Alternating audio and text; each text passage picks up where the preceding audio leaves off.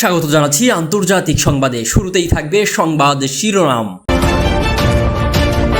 গাজায় যুদ্ধবিরতি নিয়ে নতুন করে আশার আলো। এরপরেই জানিয়ে দিব আসামের ৩০ জেলায় পানিবন্দী ২৫ লাখের বেশি মানুষ। আরও জানিয়ে দিব পশ্চিমবঙ্গে ৪৮ ঘন্টায় ৭ জন শিশুর মৃত্যু।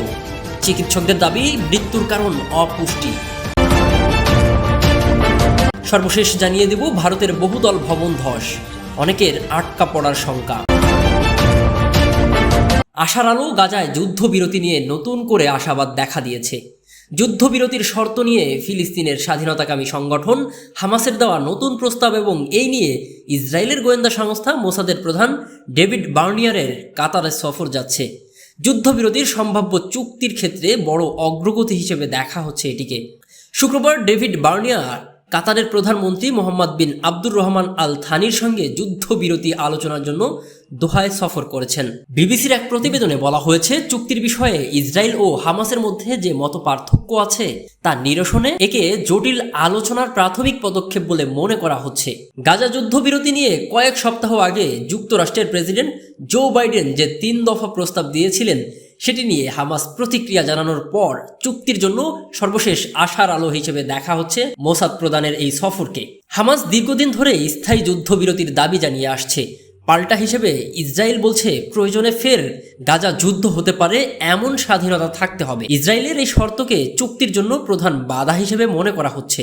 যুদ্ধবিরতির প্রস্তাবের বিষয়ে হামাস ঠিক কী জবাব দিয়েছে তা এখনও প্রকাশ্যে আসেনি, কিন্তু যুদ্ধ শুরুর পর থেকে ইসরায়েল যে ধরনের প্রতিক্রিয়া দেখিয়েছে সেই তুলনায় বর্তমান পদক্ষেপ অনেক বেশি ইতিবাচক হিসেবে দেখা হচ্ছে। ইসরায়েলের মধ্যস্থতাকারী দলের একজন বলছেন, হামাস যে জবাব দিয়েছে তাতে গুরুত্বপূর্ণ অগ্রগতির বার্তা আছে। বিবিসি জানিয়েছে, বাইডেনের প্রস্তাবের মূল কথা হামাস মেনে নিয়েছে বলে ইঙ্গিত মিলেছে। তার মানে স্থায়ী যুদ্ধ বন্ধের লক্ষ্যে প্রথম পর্বে ৬ সপ্তাহের জন্য যে যুদ্ধবিরতির কথা বলা হচ্ছে তা নিয়ে আলোচনায় যাবে গোষ্ঠীটি। হামাস চুক্তির প্রশ্নে বরাবরই যুক্তরাষ্ট্রের প্রস্তাবে অসম্মতির কথা জানিয়েছে। এখন যদি তারা ছাড় দিয়েছে বলে স্পষ্ট হয় তাহলে ধরেই নিতে হবে বল ইসরায়েলের প্রধানমন্ত্রীর কোর্টেই চলে আসবে।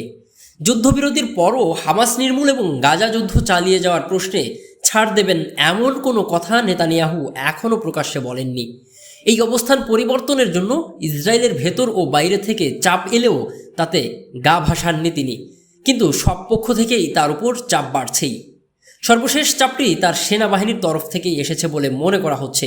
নাম প্রকাশে অনিচ্ছুক বর্তমান ও সাবেক নিরাপত্তা কর্মকর্তাদের বরাতে নিউ ইয়র্ক টাইমসের সাম্প্রতিক এক প্রতিবেদনে বলা হয়েছে, হামাস যদি ক্ষমতায় থাকেও তারপরও গাজায় যুদ্ধবিরতি শুরু করতে চান ইসরায়েলের শীর্ষ জেনারেলরা। এদিকে আসামের ৩০ জেলায় পানিবন্দী ২৫ লাখ মানুষ। ভারতের আসামে বন্যা পরিস্থিতি আরও অবনতি হয়েছে। রাজ্যের সরকারি বুলেটিনে বলা হয়েছে, বন্যায় মৃতের সংখ্যা বেড়ে দাঁড়িয়েছে ৫৬ জনে। এছাড়া ৩০ জেলায় পানিবন্দী হয়ে পড়েছে ২৫ লাখ মানুষ। ভারতীয় সংবাদ মাধ্যম দ্য হিন্দুর এক প্রতিবেদনে এসব তথ্য জানা গেছে। রাজ্যের ব্রহ্মপুত্র, দিগারু ও কল্লং নদীর বেশ কয়েকটি জায়গায় বিপদ চিহ্নের ওপরে পানি প্রবাহিত হচ্ছে। প্লাবিত হয়েছে ৩,২০০টিরও বেশি গ্রাম। বাঁধ, সড়ক, সেতুসহ বিভিন্ন অবকাঠামো ক্ষতির মুখে পড়েছে। রাস্তা তলিয়ে যাওয়ায় অনেক জেলা যোগাযোগ বিচ্ছিন্ন হয়ে পড়েছে। বন্যায় ক্ষতিগ্রস্ত জেলাগুলোর মধ্যে রয়েছে কাছাড়া, কামরূপ, হাইলাকান্দি, হোজাই, ধুবড়ী, মারিগাঁও, তিনসুকিয়া সহ বন্যায় সবচেয়ে বেশি ক্ষতিগ্রস্ত হয়েছে ডিব্রুগড় জেলা। রাজ্যের বন্যা পরিস্থিতি উন্নতির জন্য কর্মকর্তাদের সঙ্গে বৈঠক করেছেন মুখ্যমন্ত্রী হেমন্ত বিশ্ব শর্মা। মুখ্যমন্ত্রী বলছেন, আমরা জনগণের অভিযোগ শুনতে এবং তাদের সমস্যা সমাধানের জন্য অক্লান্ত পরিশ্রম করছি। এদিকে আগামী কয়েকদিন ভারী বৃষ্টির পূর্বাভাস দিয়েছে আসামের স্থানীয় আবহাওয়া অফিস। ফলে বন্যা পরিস্থিতি আরও অবনতি হতে পারে বলে আশঙ্কা করা হচ্ছে। এদিকে পশ্চিমবঙ্গে ৪৮ ঘন্টায় ৭ জন শিশুর মৃত্যু হয়েছে। চিকিৎসকদের দাবি মৃত্যুর কারণ অপুষ্টি। ভারতের পশ্চিমবঙ্গে এই মুর্শিদাবাদ মেডিকেল কলেজ হাসপাতালে ৪৮ ঘন্টায় এই ৭ জন শিশুর মৃত্যু হয়। অল্প সময়ের মধ্যে কেন এতগুলো শিশুর মৃত্যু হলো এই নিয়ে নানান প্রশ্ন উঠছে।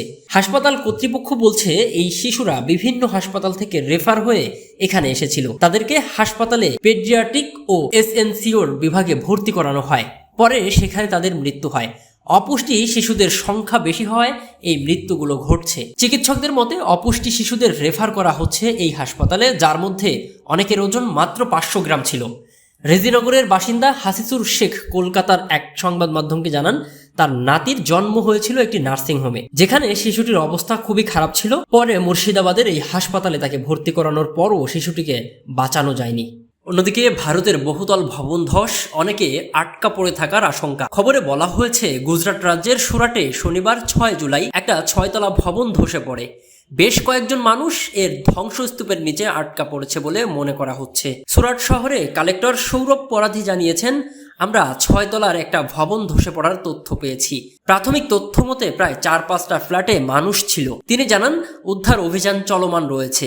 এরই মধ্যে একজন নারীকে উদ্ধার করা হয়েছে, আরও 3 থেকে 4 জন আটকা পড়ে আছে। সুরাট পুলিশ কমিশনার অনুপম সিং গেহলট বলেন, পালি গ্রামে একটি ভবন ধসে পড়েছে। ভবনটি 2016-17 সালের মধ্যে নির্মাণ করা হয়েছিল।